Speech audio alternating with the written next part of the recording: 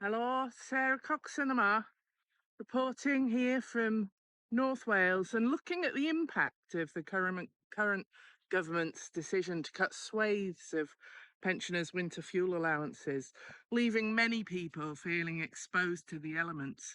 Many businesses feeling very vulnerable at this time. In fact, I've stumbled across this old abandoned fruit farm, I think it must be. And oh, I think over there that may well be the owner of this sad-looking establishment. Oh, excuse me, sir.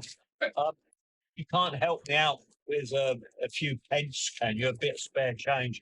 I've lost my winter fuel allowance, like the other old age pensions. I'm freezing here, and I've got nothing proper to eat. O, fe hynna'n horrible, met. So, gyda fi dim byd ar y funud. Mae'n nain a taid dwi'n syffro efo fi'n glas. Dim digon o pres. Yeah. Oh, sorry about that. No, that's fine. Sorry, No, met. no. Okay. Diolch yn fawr, bye. Sorry, met. Ta-ra.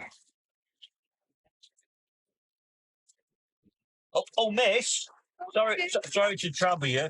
You can't help me out, can you? I've lost my winter fuel allowance. I'm sat here freezing, and haven't got anything proper to eat. Oh, I'm really sorry. My parents' fuel allowance got cut as well. Your parents lost theirs.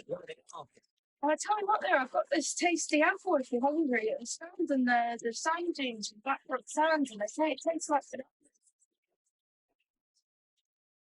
Apple from Blackrock Sands, or for bucket, that has a banana flavour. Actually, you couldn't get us some McDonald's and fries, could you?